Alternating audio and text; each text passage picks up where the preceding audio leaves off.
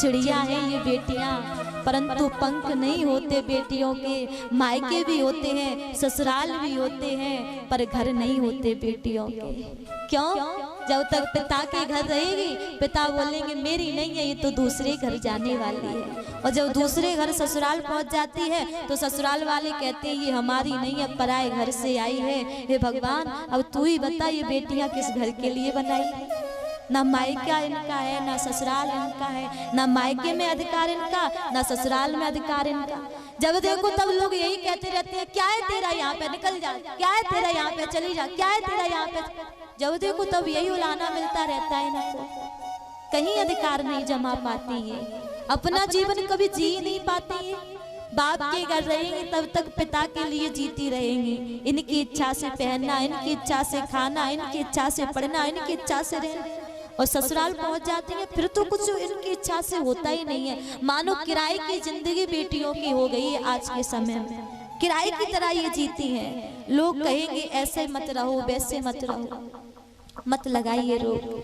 हर एक फील्ड में बेटियां आगे जा रही हैं। दुनिया बहुत आगे पहुंच गई है भैया, ये संसार बहुत आगे निकल चुका है। हम ही नहीं पहुंच पाए आगे, हम ही नहीं देख पाए आगे। आप किसी भी लाइन में जाके देख लो, आप हॉस्पिटल में जाओगे तो बेटी आपको डॉक्टर के रूप में मिलेगी, स्कूल में जाओगे तो बेटी आपको टीचर के रूप में मिलेगी, आप थाने में जाओगे तो बेटी आपको पुलिस के रूप में मिलेगी। कहीं भी चले जाओ, किसी भी क्षेत्र में देख लीजिए, और कहीं जाने की आवश्यकता नहीं है। यदि देख पाओ तो यही देख लो, आपके गाँव में, आपके मोहल्ले में, आपकी नगर में, आपके सामने व्यास मंच पर एक बेटी ही तो बैठ के कथा सुना रही। तो क्या नहीं कर सकती है, सब कुछ कर सकती है।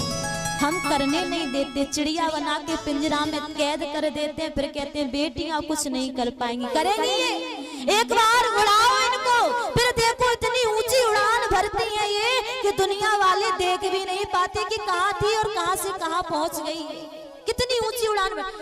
एक बाप क्या फर्क कर देता है, बेटा बेटी दोनों छोटे होते हैं तो बेटा के लिए बंदूक खरीद के देता है और बेटी के लिए चक्रावेलन का सेट खरीद के देता है, किचन सेट खरीद के देता है। बोले तू इसको संभाल, और बेटा के लिए बंदूक दे दी। फिर कहते हैं बेटियां कुछ नहीं कर पाती। अरे हम कहते हैं कि बेटा के लिए यदि बंदूक खरीद के दे रहे हो, बेटा को यदि पुलिस बना रहे हो, तो अपनी बेटी के लिए तलवार खरीद के दो। ये शेरों वाली है, ये लक्ष्मी है, ये दुर्गा है, इसके लिए तलवार खरीद के दो।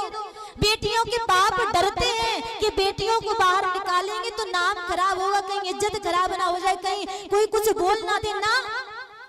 आप जितना इनको डरा के रखोगे ना, उतना ये डर के रहेंगी। बल्कि हर एक पिता से हमारा कहना है कि बेटी को ये मत सिखाना कि तुझसे कोई कुछ कहना दे, बल्कि ये सिखाओ कि यदि तुझसे कोई कुछ बोले तो चुपचाप रो के मत आना, मेरे पास आकर के बाद में शिकायत करना, पहले अपने आप उसको जवाब दे के आना। सिखाओ उसको, ताकतवर बनाओ उसको, चंदा की किरणें मत बनाओ। लोग अपनी बेटी के लिए घर देखने जाते हैं तो कहते हैं मेरी बेटी चांद का टुकड़ा है, इतनी सुंदर है। चांद का टुकड़ा मत बनाओ इनको। चांद का टुकड़ा बनाओगे तो दुनिया मोटी मोटी आंखों से देखेगी, गंदी नजर से देखेगी। अपनी बेटियों को तो सूर्य की किरणें बनाओ, धधकता हुआ सूर्य बनाओ।